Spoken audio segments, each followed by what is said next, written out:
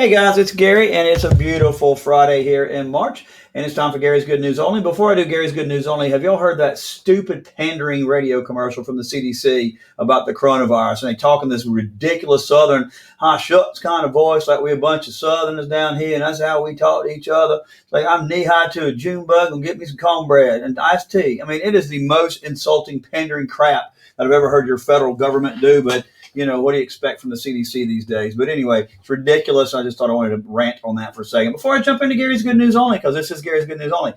First of all, the M report reports that home sellers are looking toward record profits this year. In fact, they said the average gain of each homeowner was $23,300 in the last quarter of 2019, or since the last quarter of 2019. U.S. households also saw their net worth rise a record $130.2 trillion in the fourth quarter, according to the Wall Street Journal. That's an incredible increase. And U.S. job openings rise in January and layoffs are decreasing.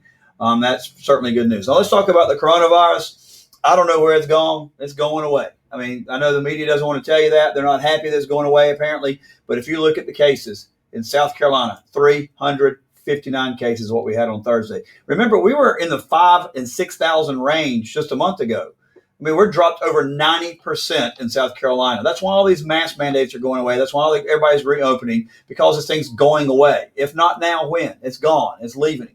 It's certainly good news. And part of the reason this thing's going away, according to the good news, is the vaccine is being out there. And they said by the end of May, every single adult in the United States will have had the opportunity to get the vaccine.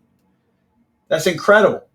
And remember, this is a vaccine that not only the media said wouldn't be ready until the end of 2021, but in January 20th, they said, there's no plan to even get it distributed. So if that's so, why is it that 60 million people have been fully vaccinated across our country, which is now 20%? 20% of the country have been fully vaccinated. 75 years old and plus, 67% or 15 million of them. 31 million 65 and older have been vaccinated, which is 59% of that age group. So again, for a vaccine that wasn't supposed to come out for another year and we had no distribution plan, we sure as heck have gotten a lot of people vaccinated. Here in South Carolina, 65 and years and up, 58%. Why is that number important? Well, because of this. This is what the CDC says. 81% of the COVID-related deaths in the United States are seniors 65 and older, which is what we've been saying for a whole year, that the most vulnerable people are 65%, 65 and older, 81%. So if we vaccinate those that are the oldest first, then we get this thing to go away. And here we are again, another number, 96% of the deaths in the United States have been 50 years and older. So as we get more people vaccinated, this is going to be great news because it's going to go away. CDC also says 78% of hospitalizations are because people are overweight and obese. Again, something CDC never wanted to do politically is to tell people to quit smoking, quit juuling, and eat better, because that wasn't politically correct for the CDC to say. But that's what we should have been looking at. It's also been a year now since this has been in. When you look at the deaths for 0 to 17, we've only had 208 deaths in that age group, when there's 36,203 deaths since January, but only 208 of them have been from COVID.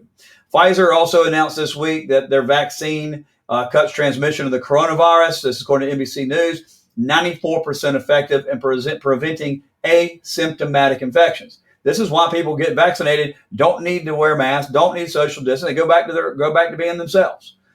Season to date, U.S. flu hospitalizations are down 98.8% from last year, which was a typical flu year. Flu hospitalizations for this last week were down to 200. Through week 9 last year, we were at 16,819. Our rate last year was 57.9 per 100,000. This year it's 0.7 per 100,000. So guys, it's going away. Things are looking great. Glad to see the country's opening back up. We're at the end of this. I can totally feel it. Hope everybody else does. Y'all have a great week. We'll see you next week.